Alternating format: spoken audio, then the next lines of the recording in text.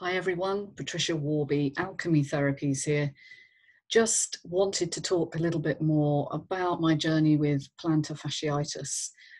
In the first video, I talked about what it is, why it tends to occur at certain age groups and with women in particular between the ages of 40 and 60. And I also talked about the emotional component of this condition. Today I want to talk about how, paradoxically, the very thing that I thought would help doesn't seem to be helping, and the opposite treatment seems to be making a difference. So first of all, just to say, what most people believe you should do is get inserts, orthotics, for the foot and actually support the foot much more on the inner arch, because what tends to be happening is the foot is sort of flattening out. The foot is an arch. It's an arch both longitudinally and widthways. Can't think of the right word for that. And what tends to happen is you sort of what's called smear the foot. You're sort of turning it out as you're walking, and over time that puts pressure on the bones of the feet. You've got very many bones in the feet that are attached to each other by ligaments, obviously, and fascia. And fascia is what I really want to talk about today.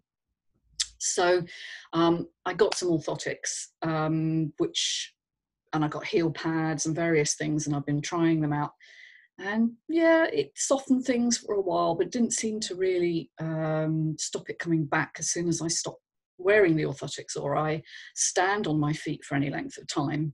The pain comes back, and that's a worry because obviously it suggests I'm not healing it. And then I came across this book, which is Wholebody Barefoot, by Katy Bowman.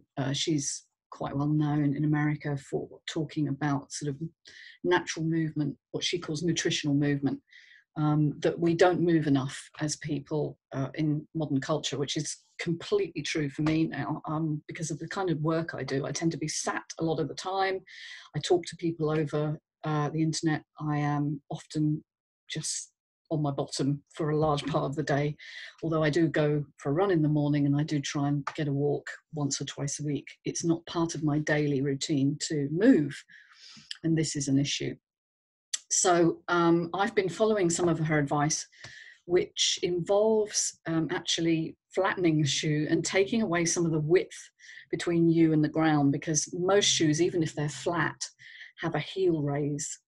And when you have a heel raise, basically you're forcing the body into a forward-leaning situation, which it doesn't like, even if it's only, you know, a tiny heel, like half or a centimetre, something like that.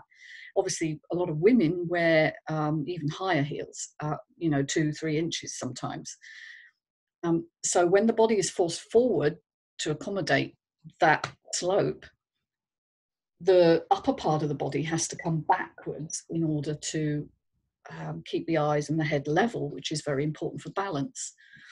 And what that does is it sort of articulates, if you can imagine the hip is being forced forward, that's the leg, and then the upper body's having to come back. And it keeps the hips in sort of permanent flexion, which means your quadriceps muscles, which are the front of your thigh, are always flaccid. They've never been stretched enough. And your psoas muscle, which, if I can just stand up, is sort of inside the hip. It comes right down from here, right down to here.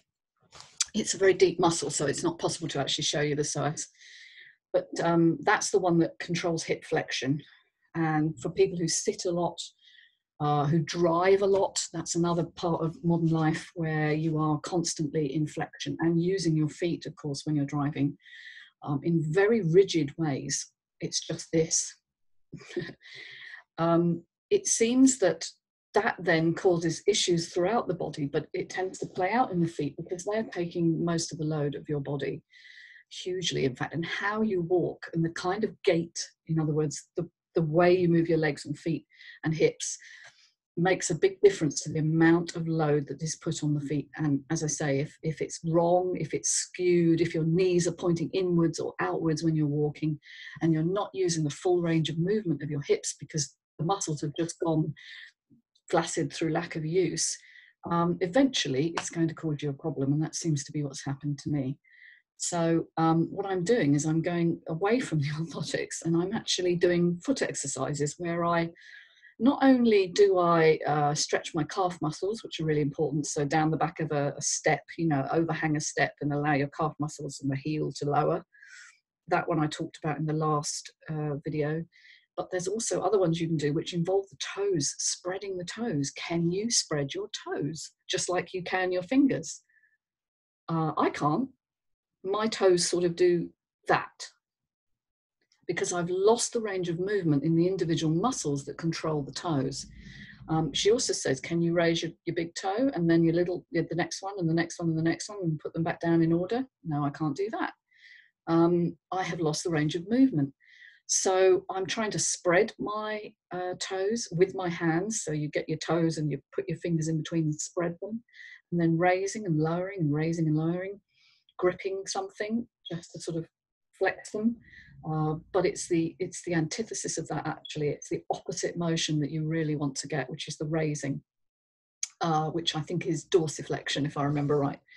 So most people grip too much because they wear not flat shoes, they wear flip-flops, things that don't grip naturally onto the foot, and in order to keep them on, you have to hold them with your toes most of the time, and that's why we get bunions, corns sometimes, but we definitely get these curled toes if you look at your toes and you wear flip-flops or light shoes that don't grip.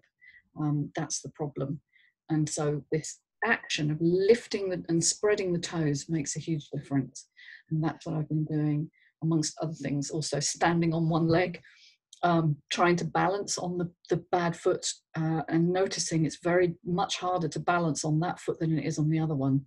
So suggesting again that some muscles are not working properly, and the nerves, of course, which lead from the muscles and give your brain the information where you are in space, also get not damaged, but they lose the information that they should be getting. And so it's much more likely you're going to wobble on one foot, and your balance is going to be off.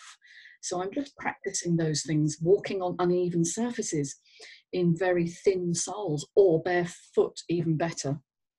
What she suggests is you work up to these natural forms of footwear that are very, very thin indeed, and hopefully at some point you go barefoot when the weather allows. Walking on uneven surfaces actually exercises the foot muscles. We have become habituated to flat, even surfaces and being gripped in shoes, which squash the toes and prevent this natural flexion and dorsiflexion and plantar flexion.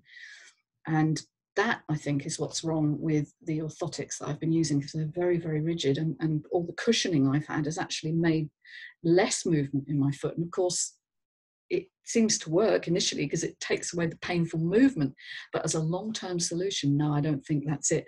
I think I've got to go for more natural footwear, things that Katy Bowman suggests. I think she's really onto something there.